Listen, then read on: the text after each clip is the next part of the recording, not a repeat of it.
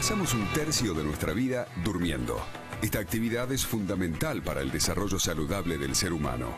¿Cómo puede verse alterado el sueño? ¿Cuáles son las principales enfermedades del sueño?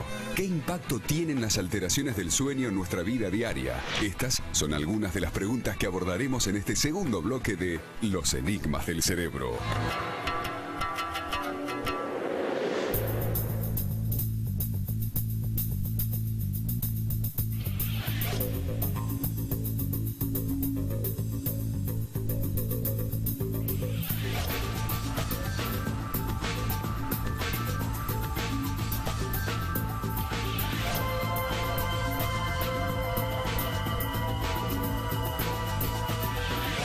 De estas situaciones aplica a su sueño, uno debe prestar atención, porque dormir poco o dormir mucho o dormir inclusive las horas ideales pero con mala calidad del sueño puede tener consecuencias psicológicas y físicas. Bob, ¿podrías contarnos cuáles son las principales enfermedades del sueño? Well, probably the main sleep disorder is simple insomnia, and it's sometimes referred to as primary insomnia or psychological insomnia. It's insomnia that results, it appears from just sort of anxiety and worry, and that seems to be the most common sleep disorder. After that probably comes sleep apnea. Sleep apnea is a breathing disorder where when you fall asleep you lose muscle tone in the throat and in the tongue, and it results in collapse of the airways and the tongue falling back and blocking airways, and it literally will block your breathing. And so what happens is you'll stop breathing. A lot of snoring is related to this, and then what happens is your brain detects the fact that you've stopped breathing, and it wakes you up, and then you can get air again. And then you fall back asleep and you repeat this. And in severe cases, you can have people who wake up literally once or twice a minute all night long. Other sleep disorders which are much less common include narcolepsy, which is this tendency to fall asleep even when you're awake with high frequency and without an ability to control that.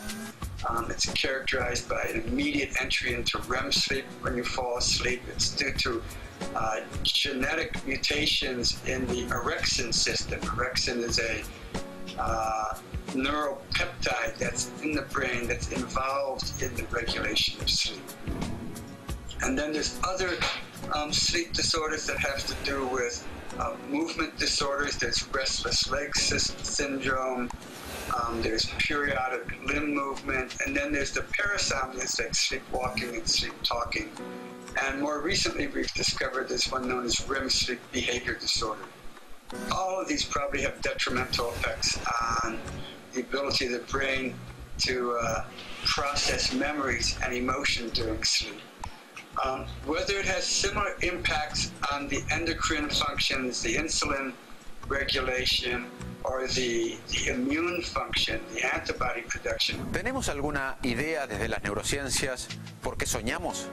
Evidence that's been accruing over the last decade strongly suggests that dreaming is part of this process of memory processing, offline memory processing during sleep. And here I would say offline memory and emotional processing during sleep.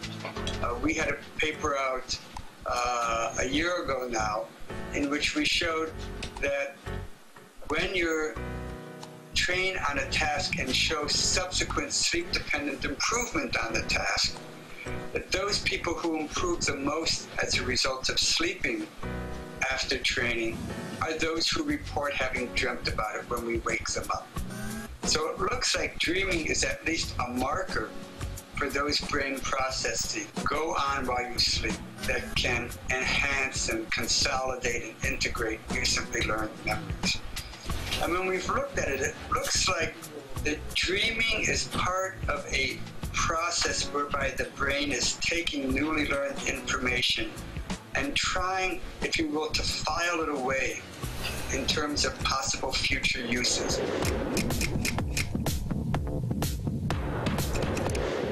aprendido hoy? El sueño sigue siendo un misterio.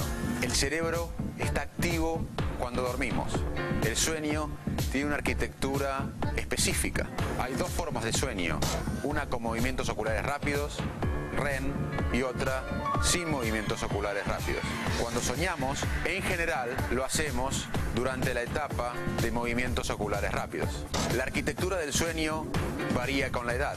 Los bebés y los niños duermen más que los adultos y a su vez estos duermen más que los ancianos.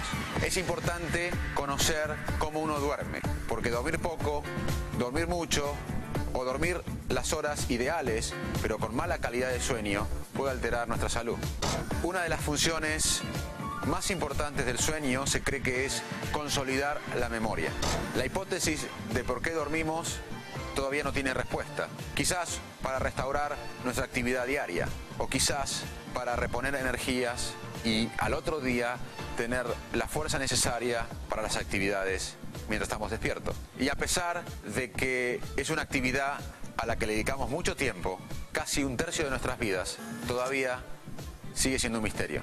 Gracias por acompañarnos en este viaje maravilloso a través del cerebro humano.